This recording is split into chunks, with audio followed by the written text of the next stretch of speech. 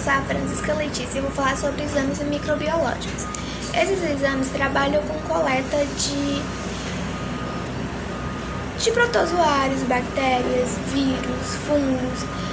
Geralmente estão ligados a doenças infecciosas. E por esse motivo, a gente precisa ter um cuidado maior. E por isso a gente precisa de algumas principais normas. Porém, essas normas parecem muito básicas, porque é algumas coisas que a gente já sabe, como, por exemplo, informar o paciente tudo o que for feito a ele. A gente também precisa analisar os dados antes de começar a aplicar a antibioticoterapia, para não ocorrer erros. A gente precisa também coletar dados. Quando for coletar o material, a gente tem que ter o cuidado de não infeccionar a área saudável. Por exemplo, eu tenho um ferimento no meu braço de 20%. Eu não posso lesionar o restante dos 100% saudável, dos 80% saudável. Então, só posso fazer a coleta nesses 20% do ferimento, ok? Outra coisa que a gente também deve fazer é colocar no recipiente correto. E assim que a gente colocar nesse recipiente, a gente deve mandar imediatamente ao laboratório.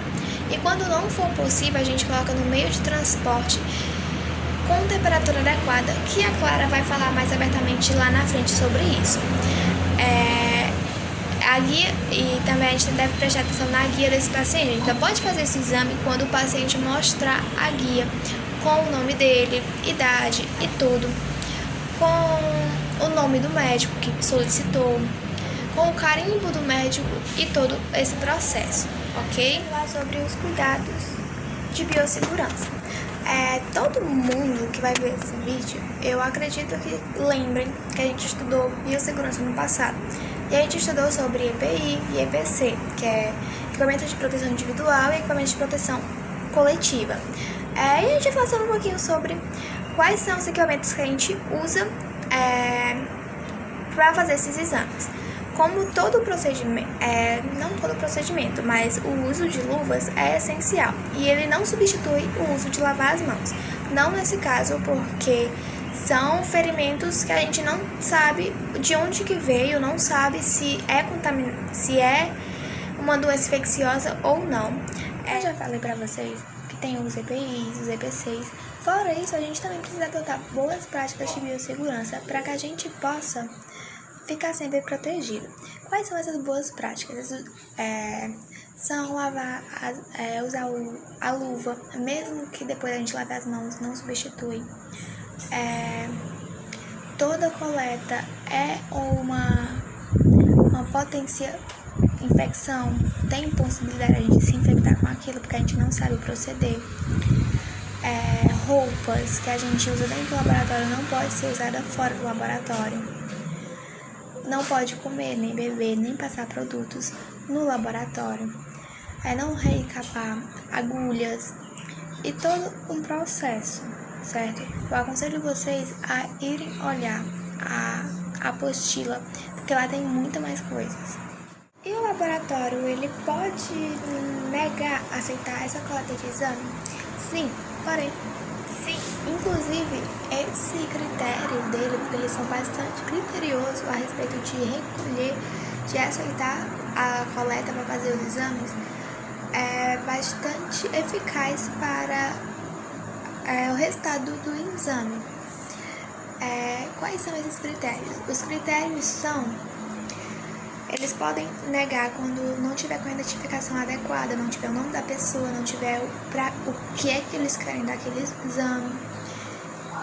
Como também quando a amostra estiver inapropriada, como urina depois de 24 horas guardada na geladeira. Coletas demais, tipo 2 coletas de urina do mesmo dia, da mesma hora, eles podem recusar. Falar sobre os erros de identificação.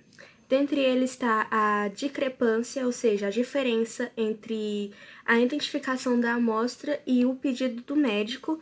Tem também a falta de identificação da amostra, ou seja, a falta da etiqueta que tem dentro do frasco, enfim. A origem da amostra e o tipo da amostra não identificada. Também tem o teste a ser realizado não identificado. Tem as amostras inadequadas. Bom, dentre elas está o material clínico recebido em solução de fixação, formalidade. Tem também o ponto de coletor de Forley, que são dispositivos médico-hospitalar utilizados para cateterização da urina, aquelas pessoas que têm tipo um catéter para, enfim, você sabe. As urinas coletadas há mais de 24 horas, que ficam guardadas na geladeira, os frascos não estéreis, o swab seco. O swab é um cotonete utilizado para exames do trato respiratório, muito utilizado agora nessa época de Covid, que é para fazer o exame. Mais de uma amostra de fezes ou urinas, ou até mesmo de ascaros, enfim, entre outros, da mesma origem, ou seja, da mesma pessoa, no mesmo dia.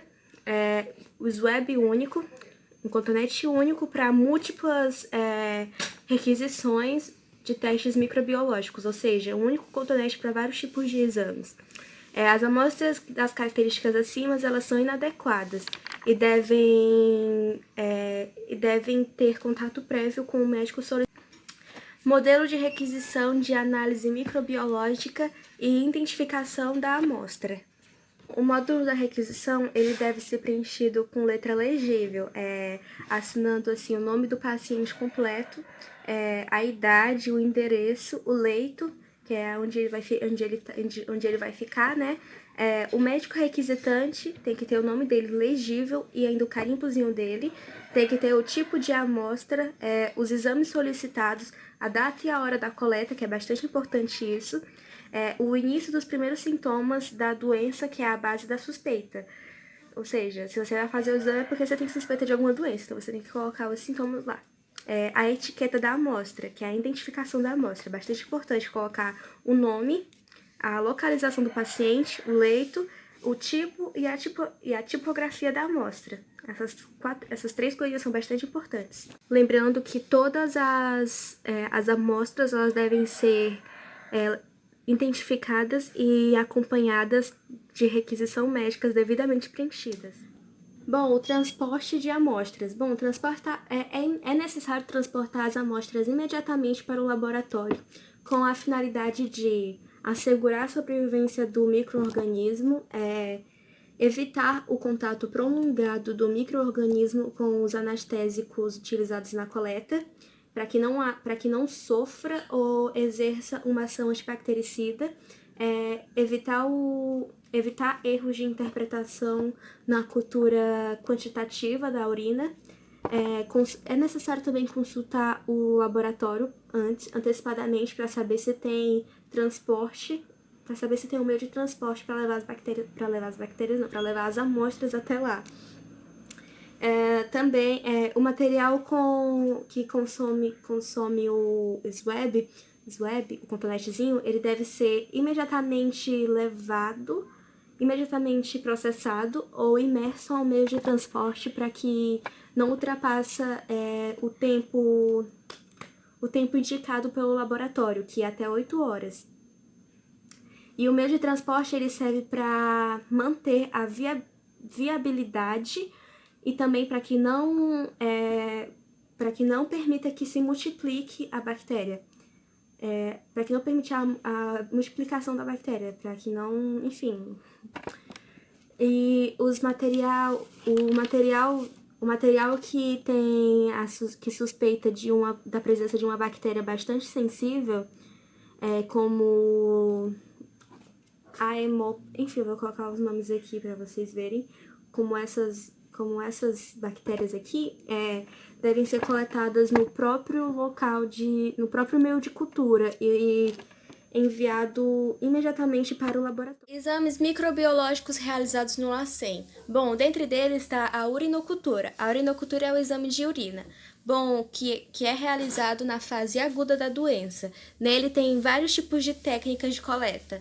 Dentre elas está o coletor estéreo universal, que é aquele potinho, um recipientezinho. Bom, para você fazer o exame, você precisa assear as genitais externas, os órgãos genitais externos, com água e sabão neutro, depois retirar completamente o sabão enxaguando, secar, e depois você tem que fazer tem que despejar a primeira urina no recipiente.